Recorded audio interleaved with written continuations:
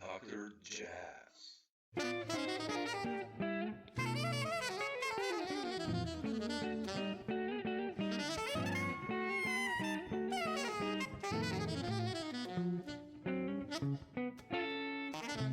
But cool, man. Thanks for finding the time. Appreciate it. Thanks for asking, for sure.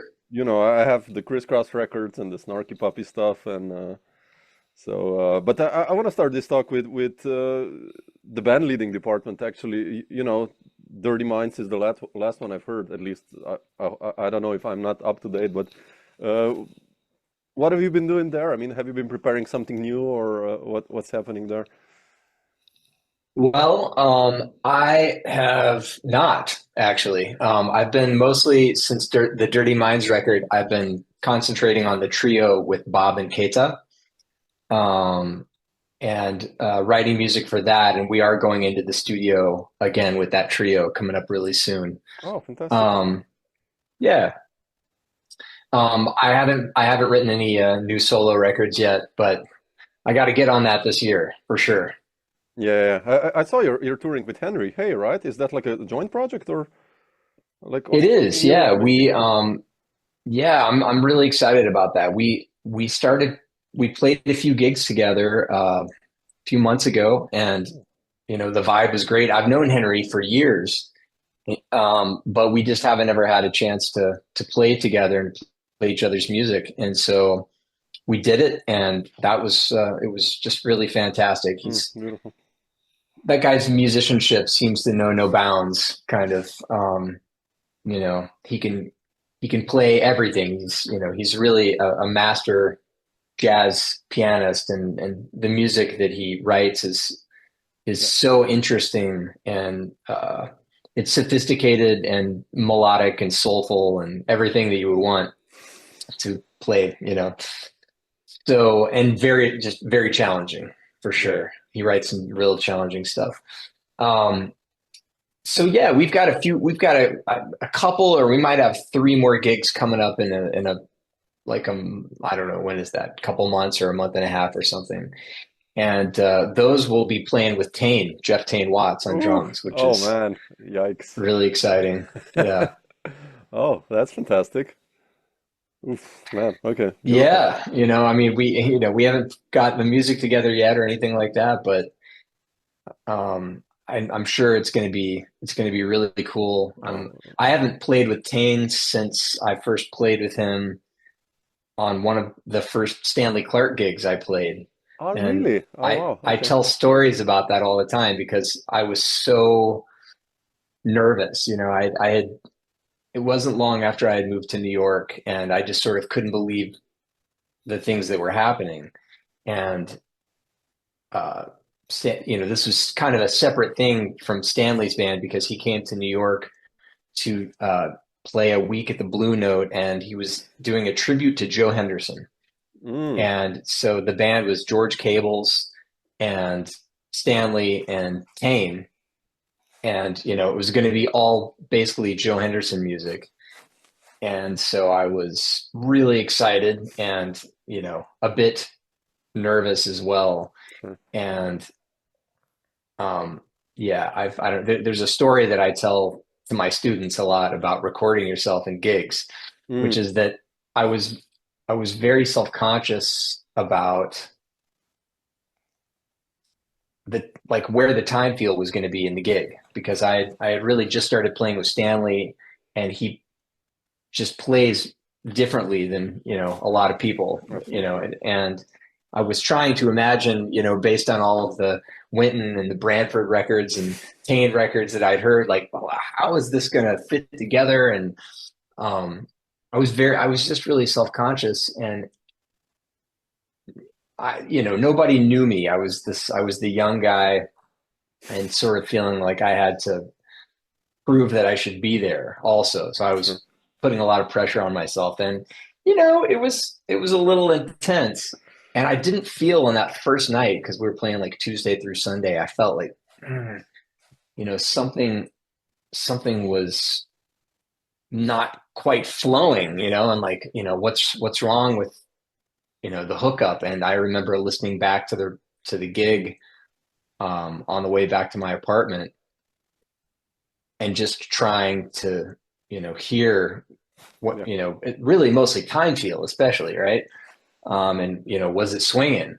And the reason I tell this, I use this as an anecdote is that, I think that listening to yourself playing for 30 seconds to a minute can have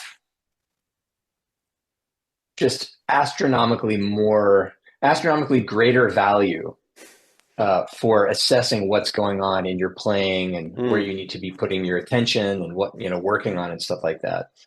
And I heard immediately, like what I heard me trying to swing really hard and realized that there was just no way that I could physically or mentally or in any way, there's not any way that I'm going to try extra hard to swing and to fit in.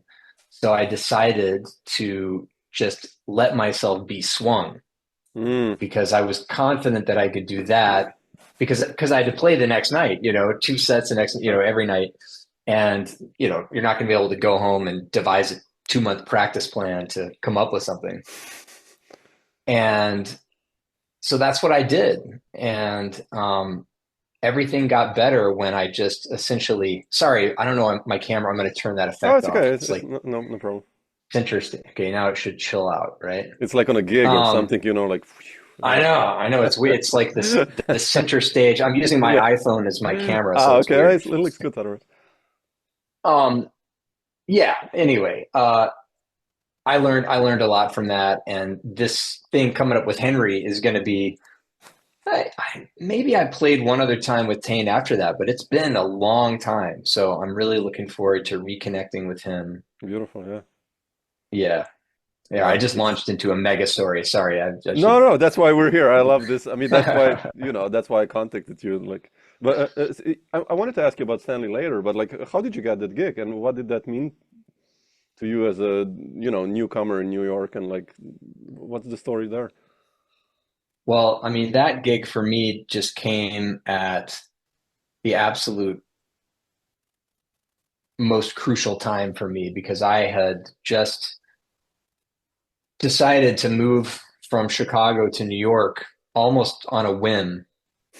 And in a lot of ways, I had been building my professional musical reputation in Chicago and really trying to launch my career from there. That's where my band was, and that's where Mm, my yeah. peer group, was mostly. Although I had started to meet a lot of people that lived in New York because I was I was struggling to find a way to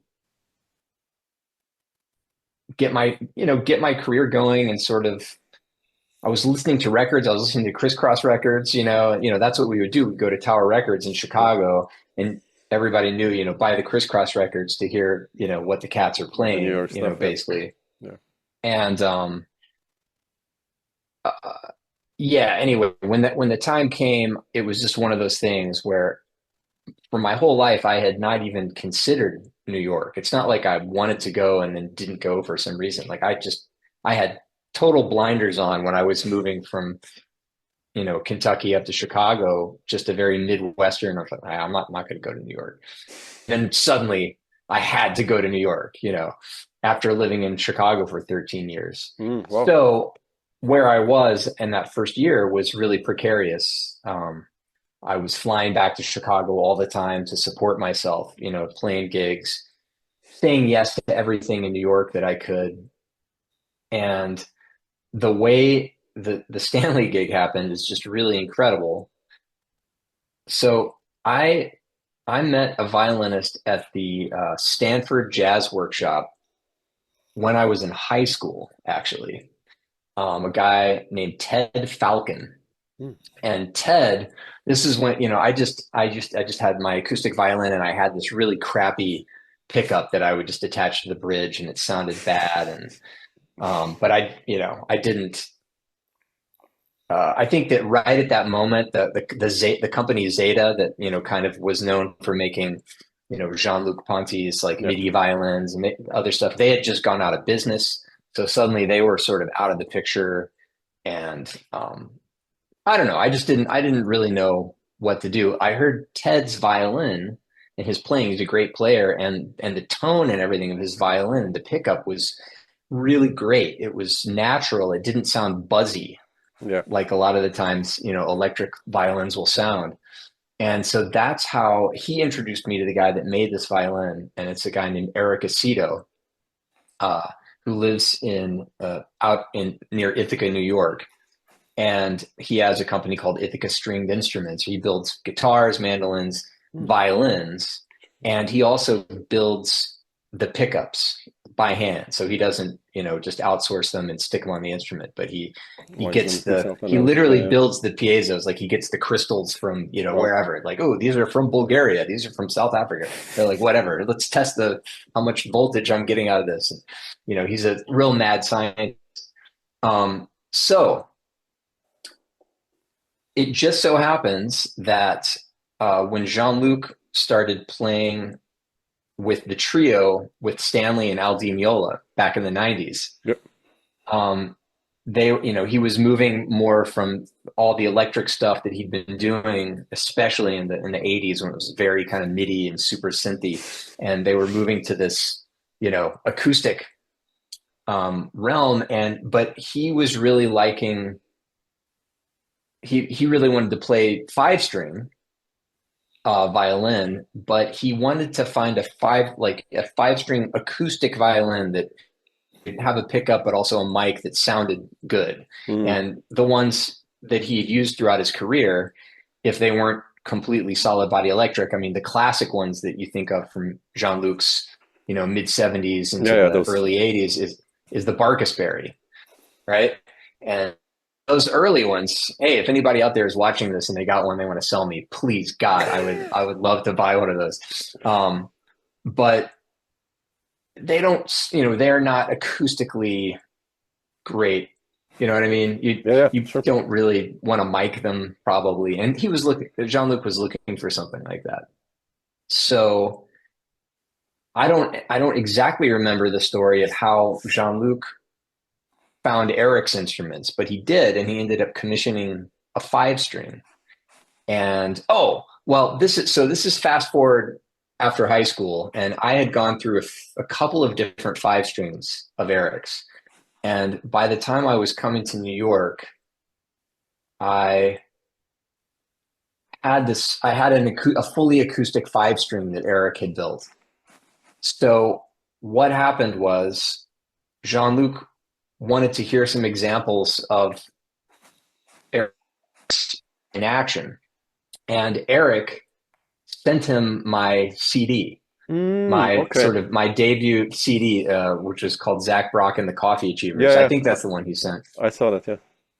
Yeah, it was either that one or the one called Chemistry. I don't know, but both of those I was playing one of Eric's five strings, and so basically that what happened was Stanley had been working with the great violinist Mads Tolling, who played in the Turtle Island String Quartet, and Mads was, I don't know, going out of the group, and Stanley was looking for a new violin player for whatever reason. And, you know, it's just, he was playing with Jean-Luc and he's like, hey, man, you know, any young violin players I could get in my band? Yeah, you know, and that's literally how it happened. You know, I Wow. mean, how random is that, That's you know, yeah. of a strange occurrence.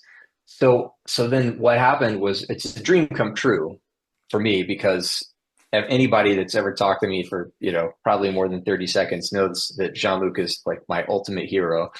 Um, and what ended up happening was they were playing a gig in New Jersey, very close to New York City. And so I got invited to the gig and I went there with my mother-in-law and um, so it was the trio. Now, I had seen the trio play when I was in high school. So this was kind of their second time around, right? Like this wasn't the original. They were still playing all the same stuff, but this was obviously, 10 years later or whatever. Mid 2000s, yeah. So yeah, yeah. And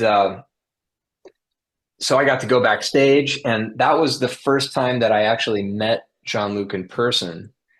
And he introduced me to Stanley. And it was his 65th birthday. So like I got to have a piece of birthday cake.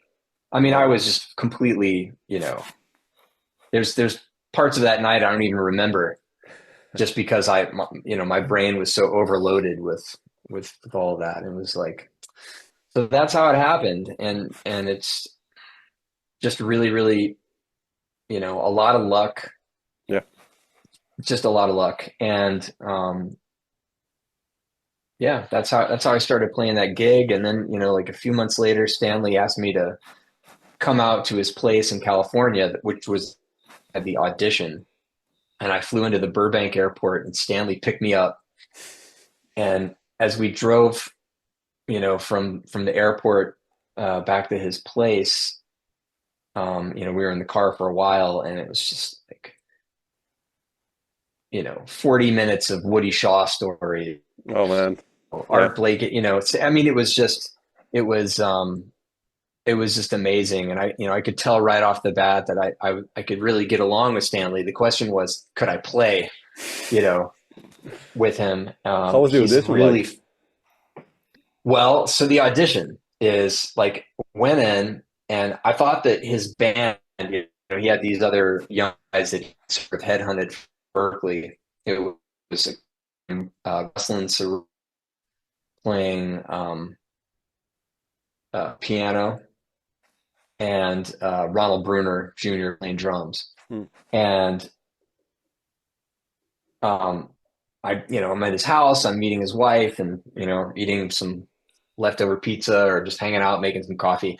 And he has, aside from his house, there's kind of like this extra thing where he sort of it's like his music room area, personal gym, like all this stuff.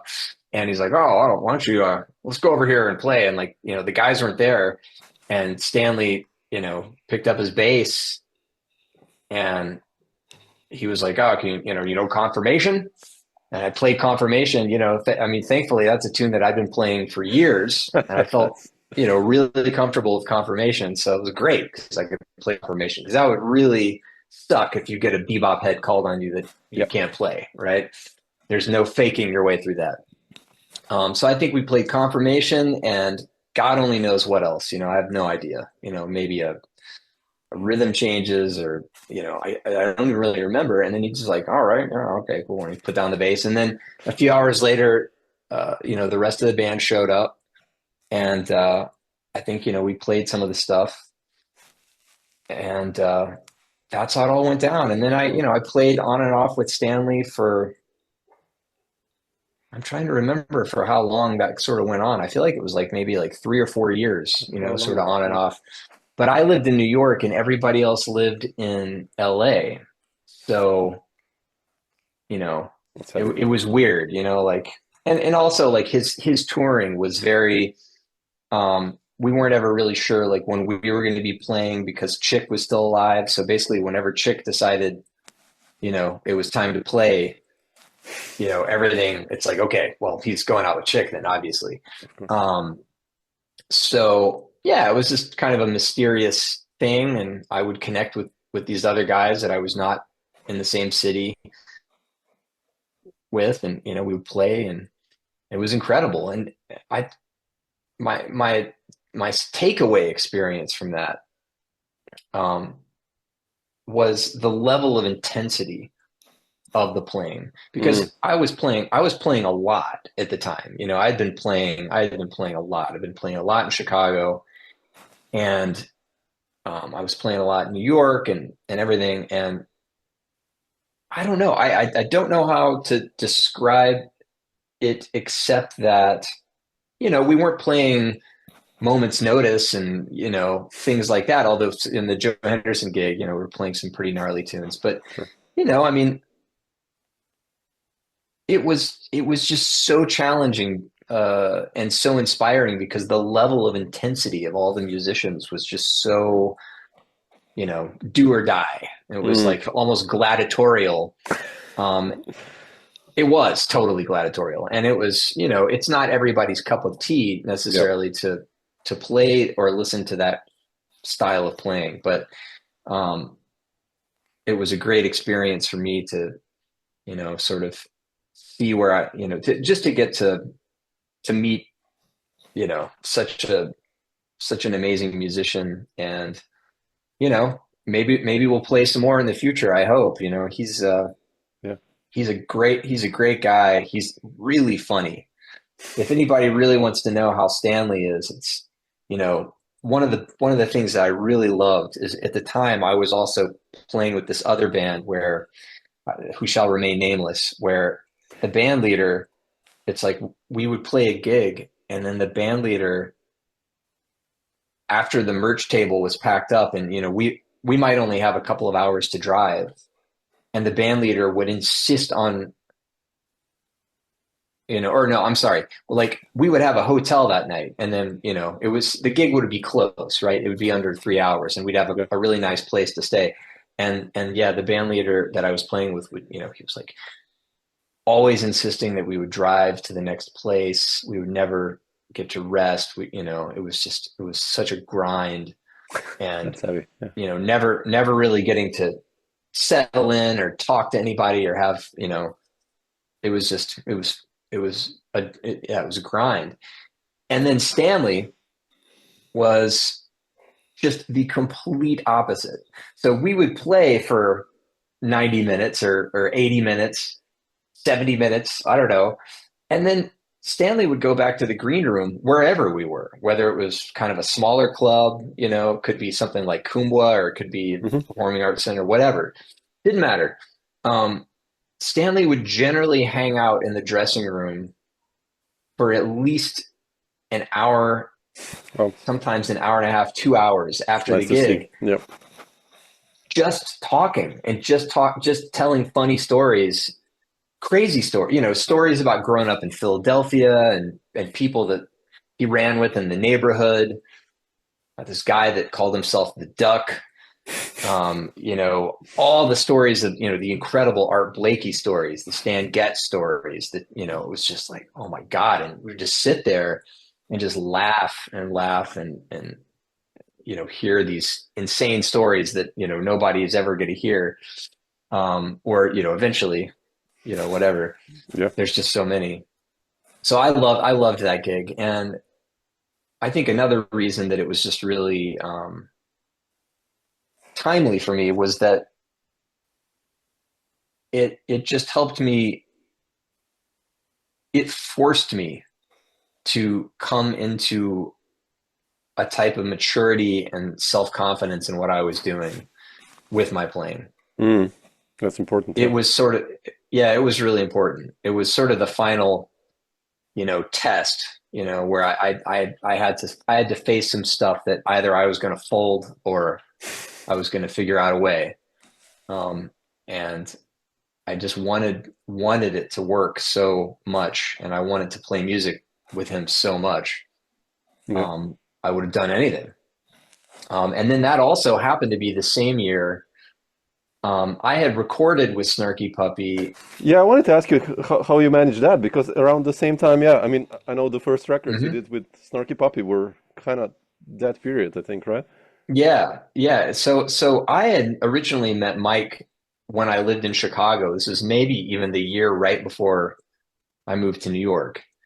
Um, and I met Mike League, uh, the leader of Snarky Puppy, Hmm. through John Deidemeyer, who was playing drums in my band. John went to school at North Texas. Little did I know that John Deidemeyer was actually the first official drummer of Snarky Oh, Puppy. really? I didn't know that. Wow. Um, Okay.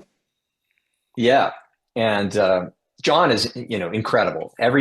His reputation, when you start talking to people that play with him, I mean, he's a very, very special musician, and just, really amazing.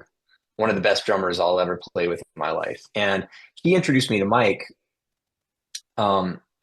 because Mike was reaching out to people that were his friends and that had played in Snarky with him, who were not living in the Denton, Dallas area, and seeing if there were people that they were playing with that seemed to be booking their own tours and making connections.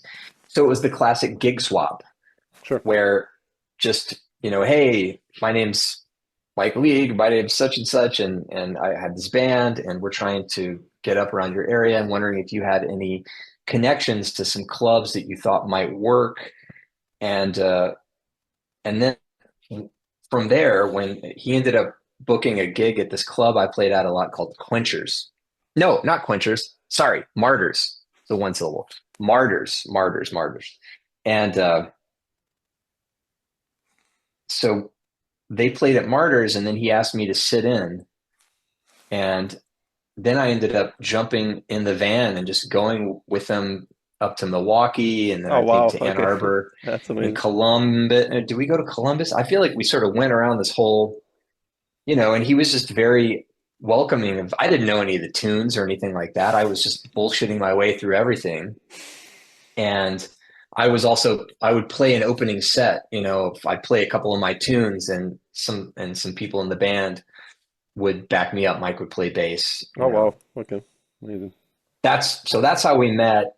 And then after that, maybe 6 months after that is when they recorded Bring Us the Bright. Yeah. That first record with, I think, Bill Lawrence's first record, right? And stuff like that. And so they had already laid down the tracks in the studio, but Mike brought me down to lead a string quartet. There's some string quartet stuff on that. And then to play a solo on a tune called 34 Klezmer. I had just been playing with Stanley, because I remember I had this ridiculous travel rig where I had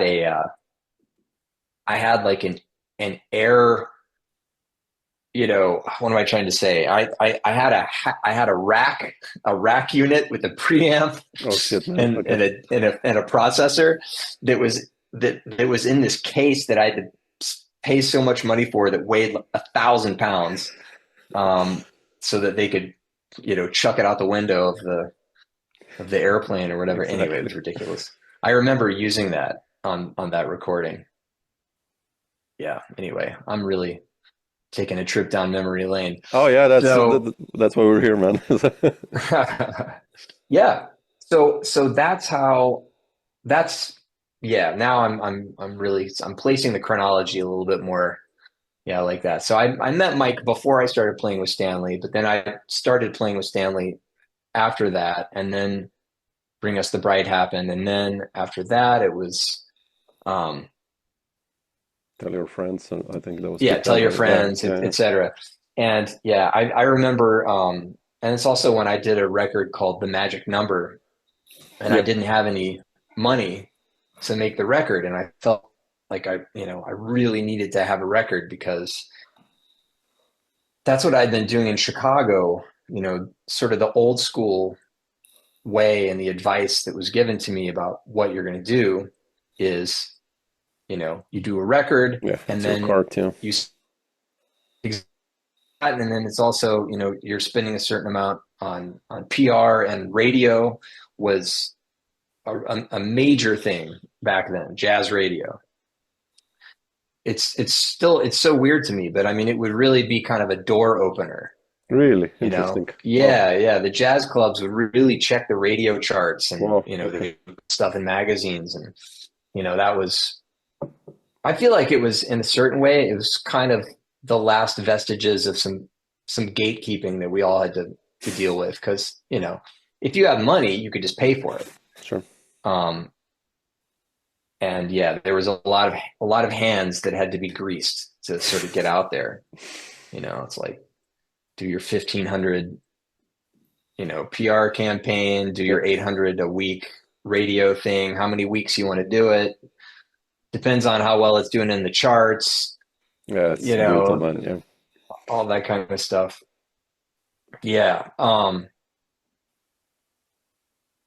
don't know. I'm just going to leave it right there. I don't know where I was going with that. Where was I going with that? I wanted to ask you about Snarky. Like, how do you see yourself within the group, the development of the band, and growing bigger and bigger and going to Europe, and your playing especially within the band and touring? I mean, how is it on the road also with such a big lineup actually? And Mm. Snarky Puppy, is everyone that knows the band is probably already aware of, really is sort of functioning like a like a like a very functional family. yeah. like a family that where everybody also treats everyone with a lot of care and respect. And if you're having a hard time, you're having a bad day, you take that vibe somewhere else until you get your stuff together and then you come back. It's sort of like this hyper functional family vibe. That's the way that Mike has set it up, and that's the way that he runs it. Everyone feels valued, everyone feels heard, everyone gets a chance to their flavor in every way, in the play, and you can play whatever you want. You can write tunes for the band and, submit those for recordings, and watch them get snarkified in the process and stuff like that. And, you really, I think the fact that the band has been together for as long as it has, with actually so little personnel changes too, is a testament to that. I mean, early on, like when I first started sitting in with them and stuff like that, it was more volatile. There were, that when I joined the band, or I hadn't even technically joined the band, but when I first started playing with them, Sput was playing lead keys, and I didn't know anything about the Dallas scene at all, and I didn't go to North Texas, so I didn't know who Sput was, because I didn't really know anything about the modern gospel scene, anything like that. So I just, here's this guy named Sput who's, playing, ripping, lead keys, and there was I believe the guy that was playing drums was a guy named Steve Pruitt that they went to school with. At one point early on,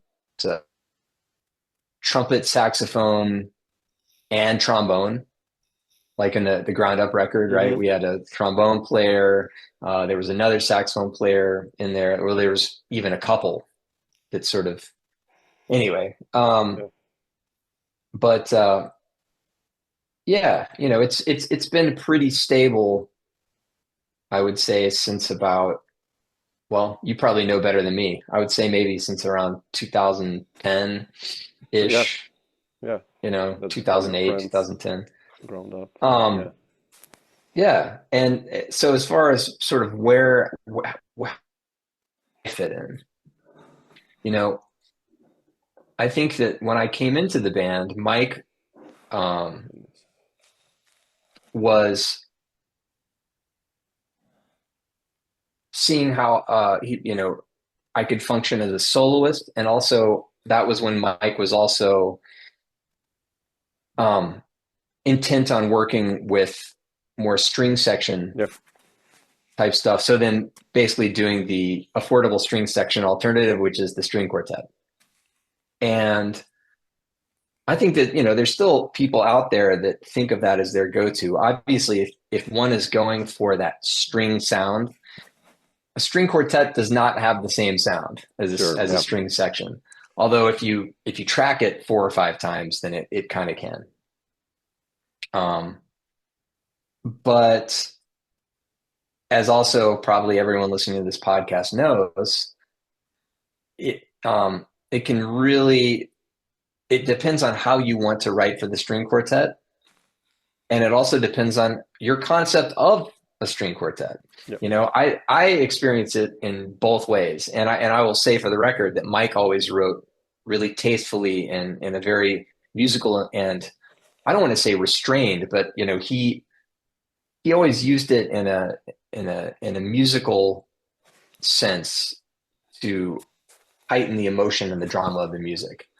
So, even going back to the stuff on the Ground Up record or the, Tell Your Friends record, I go back and have to review some of those tunes sometimes, and I hear the string parts like on Flood, you know, such a cool string part. And I'm so sad that I never get to play it anymore. I mean, I guess I Yeah. could, you know, but then I would learn it and Mike would be like, yeah, just don't play that. Play that.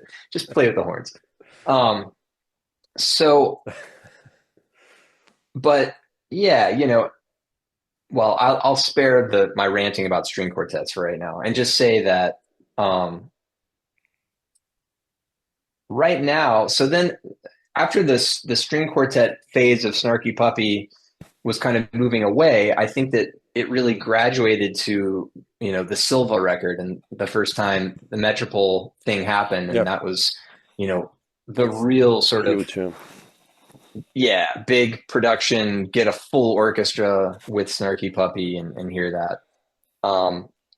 And, you know, when you've already got 10 people on stage, plus you're probably traveling with at least, you know, 4 or 5 crew, and then to add 4 more people. I mean, Mike has always sacrificed he's sacrificed everything for this band. And financially, you just reach a point where, you know, I think it's just not really possible. And if there's one thing that's got to go, it's, you know, the string quartet makes sense. Especially because they weren't really going into clubs with string quartets, right? They might do the CD release concert or the actual recording, which was the, you know, but so I would like, then after I wasn't doing that, it was, okay, well, what do I do? Because the way that Snarky Puppy works, which is the only band that I had ever played in like this, and it will be the only band that I ever play like this, I realize, because I probably don't even have the bandwidth to play with another band that would do it this way, is that, you know, we have no music and I mean, no sheet music. And that's not a quirk. That's by design. And that is kind of a, you know, that's a rule. I mean, even if you showed up with charts, they would just be, you know, thrown in the trash can, really. Really interesting. Well, didn't know that. Yeah, no, because the thing is, we play everything from memory.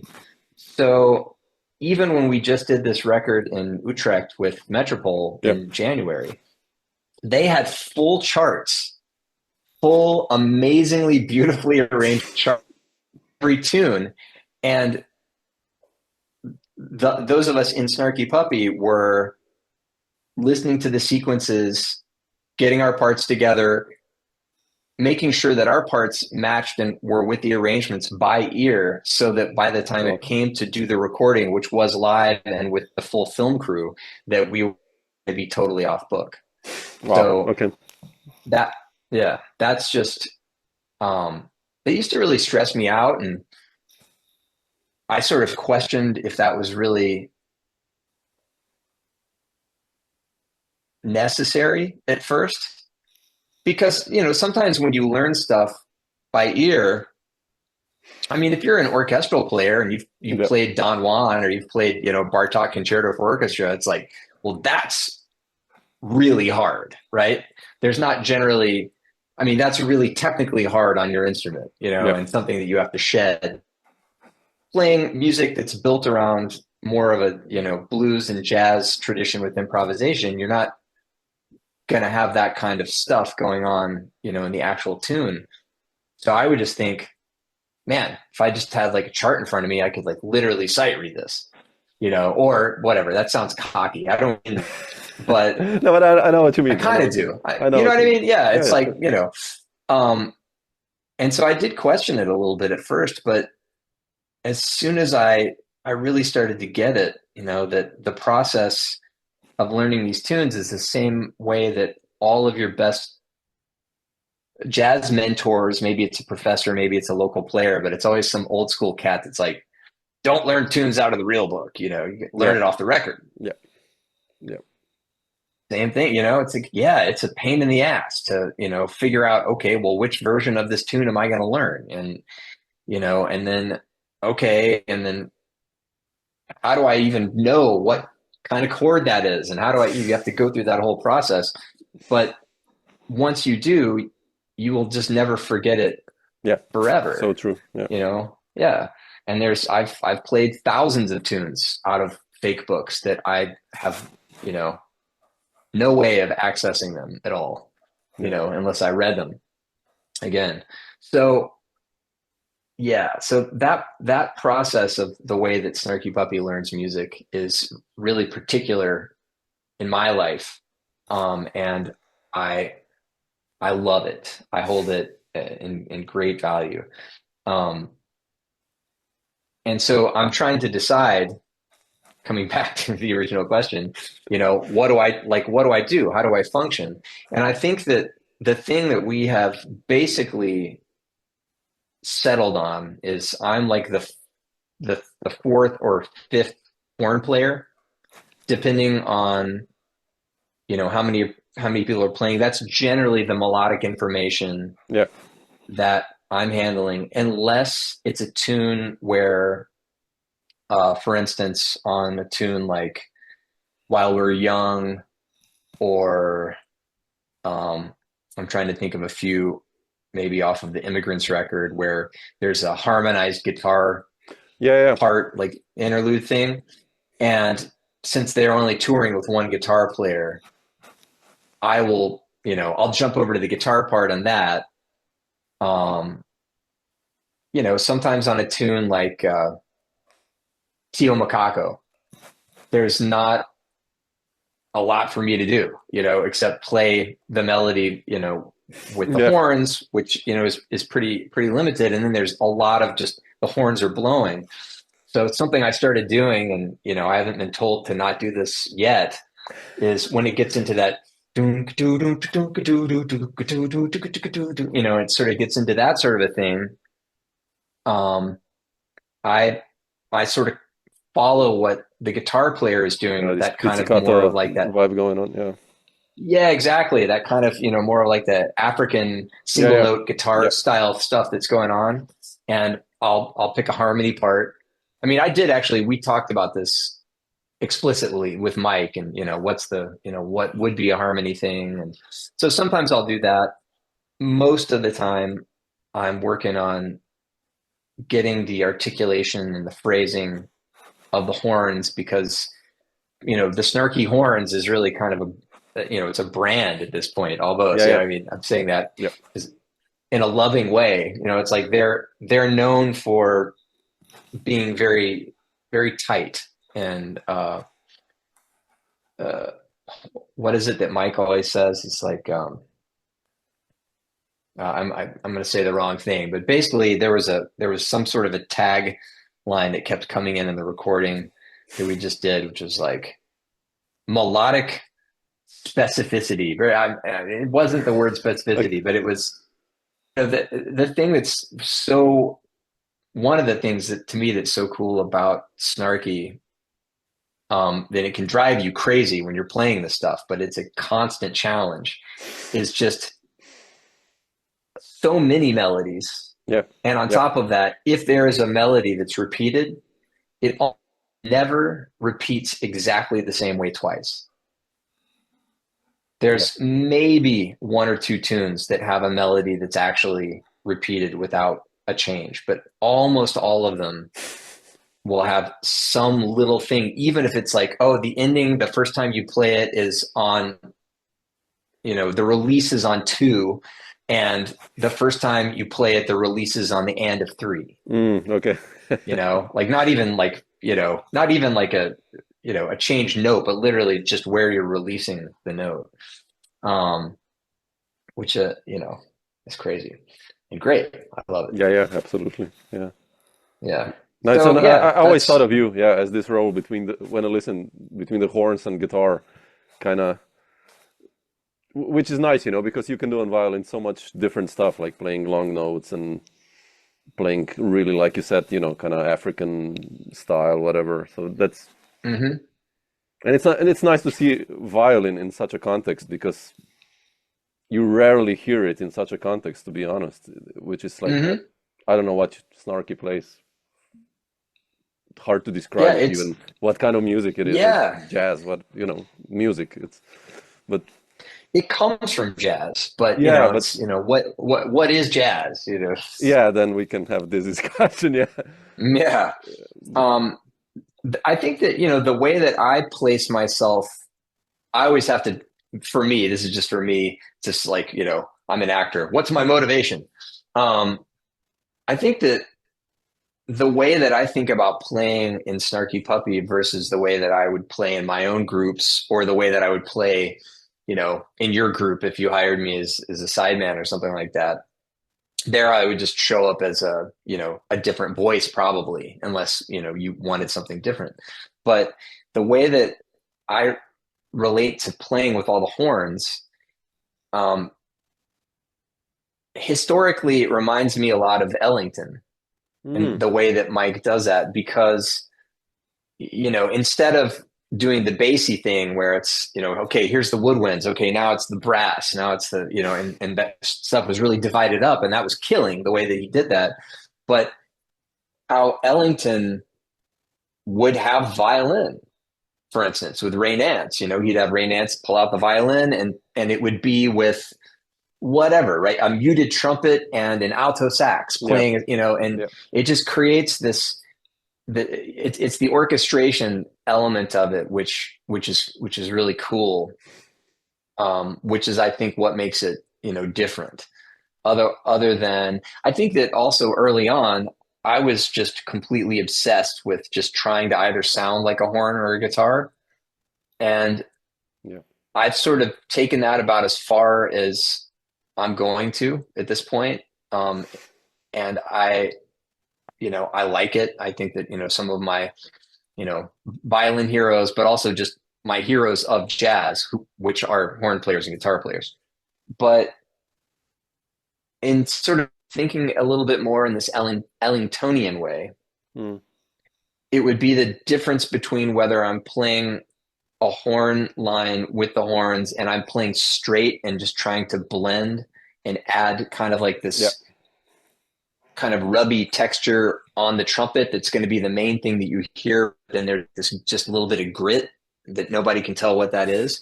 Or if I play like a violin, and I play with a more kind of a classical vibrato and like really differentiate the way that I play, that's another way to go.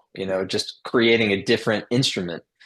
Um, yeah, yeah, it's those unusual combinations. yeah, yeah. That's why I mean I love this. I played so many through the years, a lot without bass. So I had a lineup with tuba and Mm. violin. I had a lineup with Oh, drums, guitar myself, tuba and violin. And man, that was like, woo, just these that's strange amazing. Yeah. combinations, and it's like so beautiful to hear, like what you guys do, and because it's unusual, the frequencies and all that, and that's beautiful. Yeah. Man, I wish that my younger self could have really understood the power of that, Mm, in the way that it brings a listener into the situation. yeah, You know, I mean, and we all know the opposite of that. It's like, how many jazz groups out there have the exact lineup that Cannibal yeah, Adderley, or that the Art Blakey, and the Jazz Messengers are going for that, or they're going, or it's a rock band and it's got yeah. the same lineup as the Eagles or whatever, and it's like, man,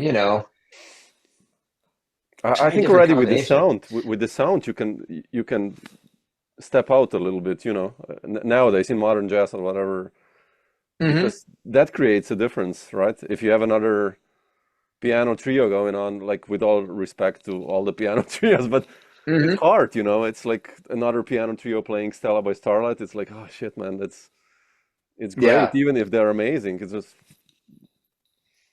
but if they add the violin or skip the bass, then it's like, wow, okay, Hmm. that's different. I agree, man. And it's like, I don't know. I mean, I guess it all depends on how I feel when I wake up in the morning. But I Yes. think that I think that actually, I haven't reflected upon this so much, and which is to say that I think that jazz. for especially the young people just starting out, or maybe, high schoolers or younger getting into this, certainly college age, conservatory and beyond, to really know that you can do anything you want at this point. And, Yeah. I mean, of course, there's the thing of realizing that there is nothing new under the sun, and somebody probably already did it in 1971 and you just haven't heard the record. But, aside from that, you don't have to worry about fitting into a mold if you don't want to. Yeah.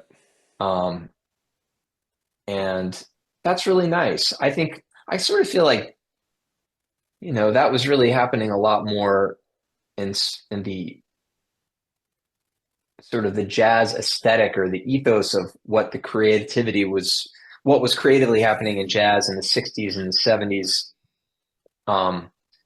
leading to a lot of these things. And then there was, that sort of conservative reaction towards that. That was definitely still there, in the 90s when I went to Chicago and stuff like that. It was just starting to open back up, and people were very concerned. Okay, what are they okay? Are they free jazz? Are they like exactly. Are they Euro free jazz, or are they like Chicago AACM free jazz? Or are they more kind of Ornette? Are they like Han Bennett? And everybody, it was it was the MySpace era. Yeah, exactly. Exactly. Super slotting, yourself, like these are and now it's like, I don't know, man. I mean, Yep. I couldn't really tell you. I couldn't tell you what's going on, but I think that for all of us, and especially for young people just getting into this now, the relief of just realizing that if you just focus on your relationship in a really honest way between you and the music, and try to find that and try to establish that connection rather than try to write in a style or play in a style, Yeah. But just really go for the real shit, because nobody cares anymore. No, it's true, man. Yeah. It's heavy now with the young guys. Sometimes I teach workshops and stuff, and it's also the idea of an album, and you made those crisscross records when actually it was still the purpose of a CD. Kind of it worked, I guess, even though nowadays I don't know. I'm babbling because I'm always when I release an album, I don't know whether to make a CD anymore or not, and because the current state of the industry, which excluding Snarky Puppy, let's say, which is a beast now, but like normal musicians, Yeah.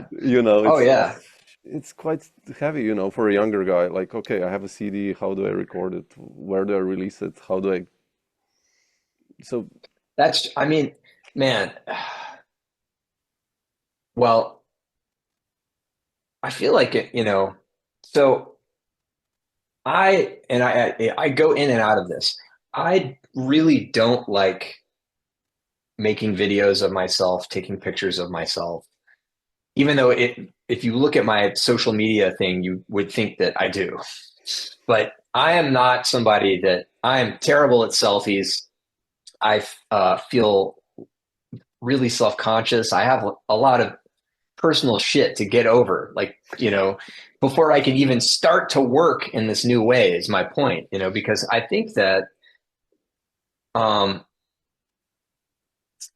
there's the artistic merit of making an album or whatever you want to call it, whether it's going to be a CD or it's just going to be streaming, or you're going to make an LP or whatever.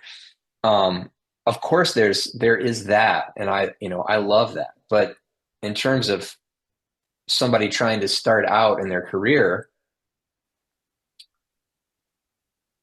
you don't need a CD anymore. Yeah.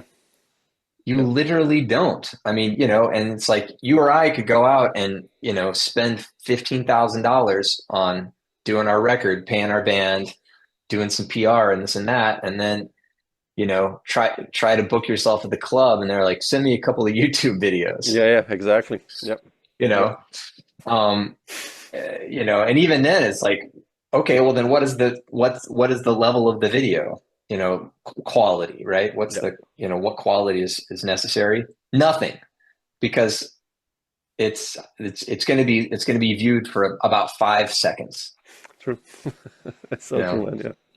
Yeah. So maybe, I mean, there's a lot in that to me that sucks, but it's also, I have to admit that to not feel like in order for you to make a move in your career that you've got to drop 10 grand every time, or, even if you are doing a collective band and nobody's getting paid, it's still going to cost you Of course. 5 grand, right? And, who's got an extra 5 grand laying around? So, um, yeah, I don't know, man. Like, Bob and Keita and I, we did the record because we're kind of old school, and we wanted to do that, but we didn't print the CD. First of all, we printed CDs because we didn't have enough time to wait for the LPs, and we didn't have That's a enough good money. argument. Okay. It was like, yeah, I mean, when that record came out, and when it was time to actually do the, okay. So first of all, I don't want to skip over this. The only reason that we were gonna make anything physical out of it was because we had gigs, Yeah, that's and that's the purpose. Yep. Yep. that's the purpose, right? And it's like, for the young musicians listening out there, who maybe have not booked their own stuff yet, um, sometimes more than half of your money might be coming from stuff that you sell while you're not playing. Yep. And although I've been learning some lessons about this, especially by stories that I'm hearing about Lewis Cole and, not just Knower, but Clowncore, or, these crazy bands that he plays with. Our production manager, Rosanna Friedman, works with them, and like those guys will just,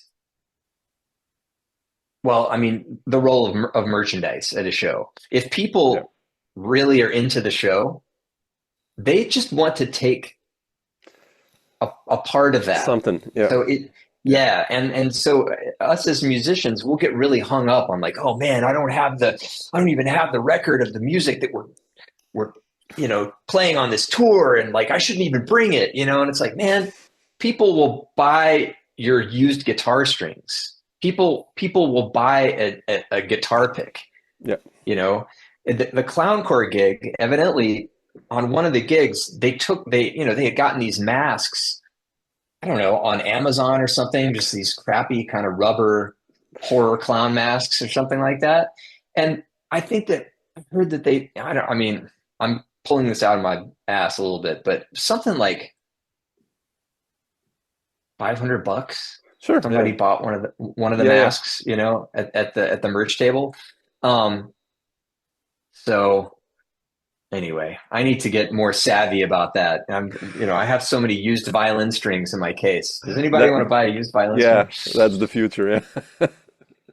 But I, maybe we don't, maybe as frustrating as things are and as devalued as things are right now, which is very dark and very frustrating and very stress inducing to have to think about, focusing on the positive is, well, actually, you could just, go into your room with your guitar and put your heart and soul into something and play it as beautifully as you can a week or two later after you learn it. And that might make the maximum impact that you're going to make anyway Yeah. with that, you know? Yeah. And that's good, especially I mean, it's good and bad, but especially, it does remove a certain kind of barrier, Yeah. you know? And it's never been easy to be a band leader. I mean, that's a fact. You know, Yeah. when you talk to the guys in from the 70s or the 60s, wherever, that's how it was, and it's been ever Yeah. since, and it's now the same. I mean, that now we have advantages and disadvantages, like you said. The album is kind of lost its value in a physical sense, maybe, but there's all this for the younger generation, like they just have to learn how to promote this, I guess, in their music, and you know. So Yeah. it's not so dark, I think, when I sometimes speak to the elders, or they're like, yeah, shit, you Yeah. know. But maybe I don't also see what the youngsters are doing nowadays. You know, I'm talking about guys in their early 20s, let's say, or Hmm. so maybe we have to learn from them as well. So, you know, Yeah, we'll see. for We'll see. sure. I definitely do. I'm definitely, at that point in my life now where half the lessons I'm getting are now from people that are younger than me. So, that's fine. I'll Yeah, take it however ex I can get it. exactly. Yeah. Zach, just not to take too much of your time, what are your touring plans for this year, and coming to Europe maybe by any chance with some project, or as a band Yes. leader coming to Europe one day, or Yes. That is something that I have been, I don't know. I think that maybe I just don't work hard enough sometimes. it's Or heavy. Yeah, it's heavy. I lose the thread. I don't know. So at the end of the Utrecht recording with the Metropole, Bob Lanzetti and Keita Ogawa and I, with the trio, managed to get a few gigs in the UK. Really? And that Oh, is beautiful, man. like that's the first time I've ever played in the UK under my own name. I've played there, plenty with other bands, but um, it seems well, it's a big deal to me, even though I've gotten to play all these other crazy places with other people's bands, and I love it.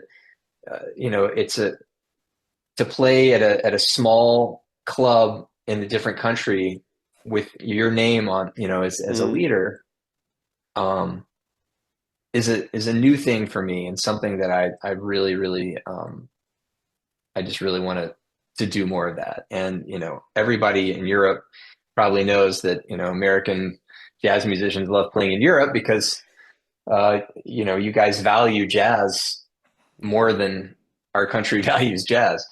And so it's just great to be able to go to any place where people know more about the music so then they can engage with it more and they value it more.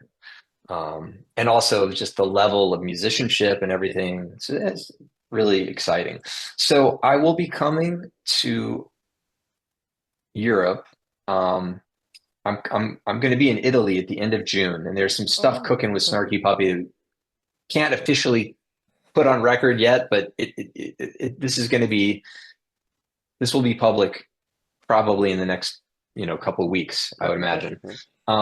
But I'm working right now with there's this fantastic Italian violinist named Eloisa Manera who I met years ago when I was touring in Italy with Phil Markowitz. Well, that's when Mm. we met in person. Maybe we did an online. Do you know Eloisa? No, I don't feel. I mean, No. Oh, okay. Yeah, Phil. Um, so I think that we're going to do a sort of a double violin jazz and improvising violin workshop in Cremona. mm, I think at the Paganini House or mm, the Stradivari House, that's which amazing. I'm really really excited. So obviously hoping to maybe do some more stuff. I don't know exactly what Bob and Keita are going to be doing during that period of time, but you know, I will try, you know, Well, let me know about the to exact dates. Maybe I can hook you up with some people in Slovenia, because Cremona is, like, for me, not so far away. You know, Slovenia is yes, from Cremona like right, 7 hours, 6 hours by car, so it's not so far. So maybe if right. just drop me on email the dates, and maybe I will I'll see. definitely do that. There's one festival in I my will. hometown and one in Ljubljana as well. So maybe if they're not booked already, so it's a little That's bit. incredible. I've never been to Slovenia. Yeah, but man, it's beautiful here. So I yeah. know I've seen it. I've had some of the white wine, which I loved very much, and We live in a wine region. Me and my wife and our daughter, like, in the vineyards, actually, like, oh in my God. Oh, so that sounds amazing. Yeah, and there's some strings that I used to play that were from Slovenia really. Oh, that wow, are great too. really. I'm blanking on the name of the company. I found out about them through the luthier that I worked with in New York. But anyway, Slovenia. I would love to come to Slovenia. Yeah. After that, I think the next sort of big thing that I'll be doing after June, touring wise, is a big South American tour with Snarky. Oh man, fantastic. Um, so that'll be, I think it's just kind of a bit of an expanded one, like the one that we did a couple of years ago. So it wasn't last summer, but the summer before. Um, and we may or may not be also doing that with some of the vocalists that we worked with on that Kennedy Center concert, Oh, fantastic. which by the way, with everything that's going on, the horrible, absolutely terrible, distressing stuff going on in the United States and ridiculous, I just have to say that the concert that Snarky Puppy did at the Kennedy Center that ended up on PBS, you can go on YouTube and I'm sure it's up there. And for anybody that can log into the public broadcasting system, another thing that they're trying to destroy. I just love the fact that the concert that we did is just completely antithetical to all of these, just disgusting things that are going on right now. I just, everything about it to its core was about, multilingual, international cooperation, diplomacy, appreciating other cultures, and that's it. I mean, that's really why I do what I do. Because if I had there before I decided that I wanted to try to be a professional musician, I had this experience as a teenager getting to travel some by myself, and I lived with a family in Paris, France in summers for like a month, and then their son would come over and stay in Kentucky, and that really changed my life. And then I got that bug that you get where when you realize that the thing of traveling and meeting people and being in places that are foreign to you, that expanding your mind and your experiences as a human on this earth. And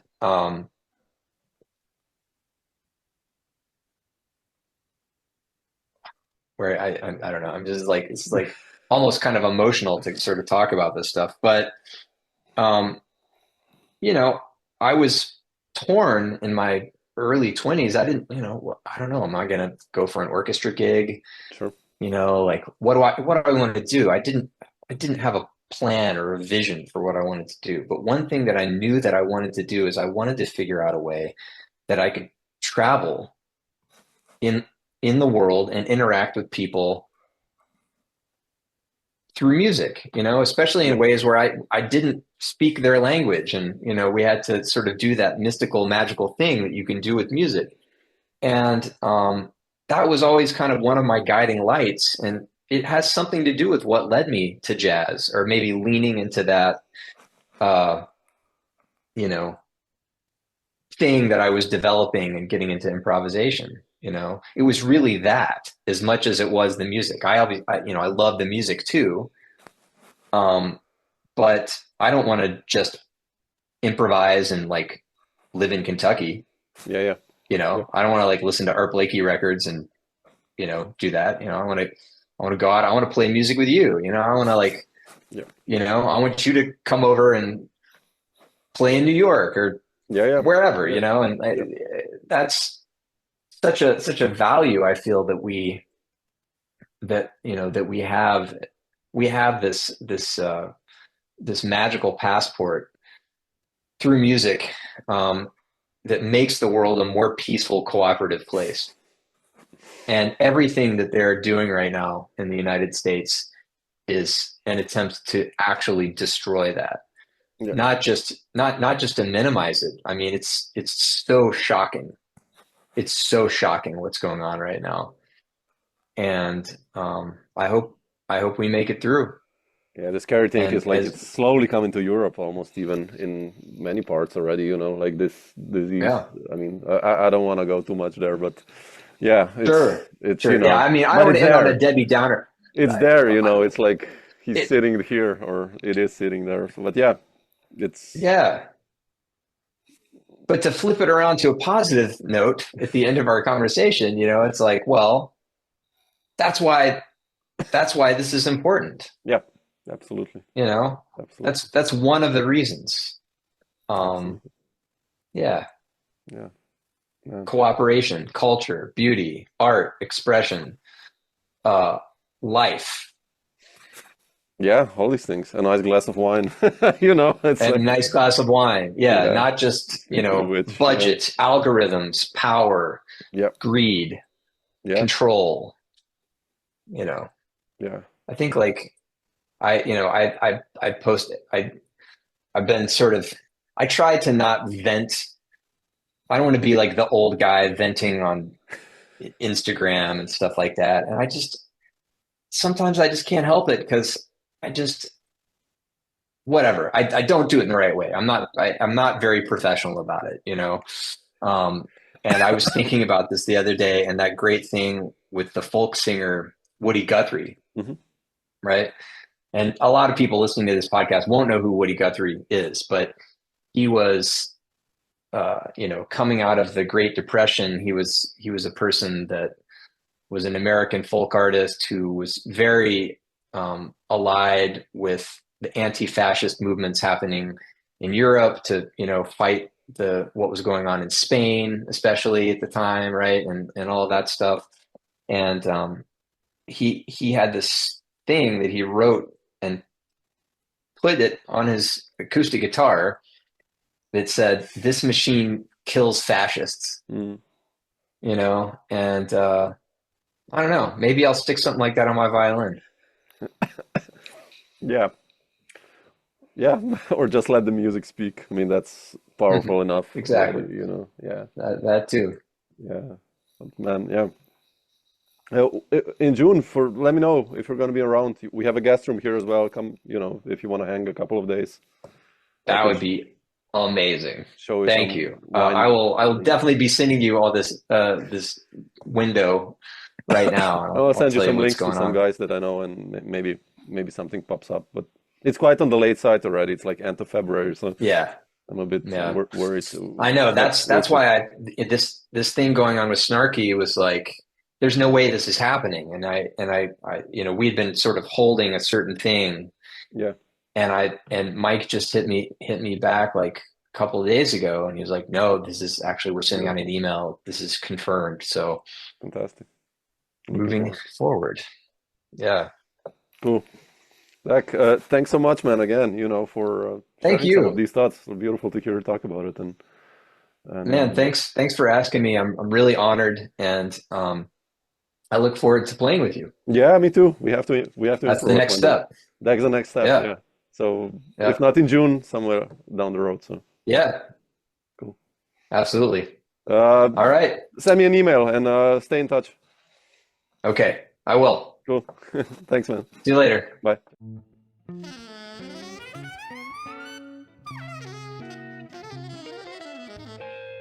Dr. Jazz.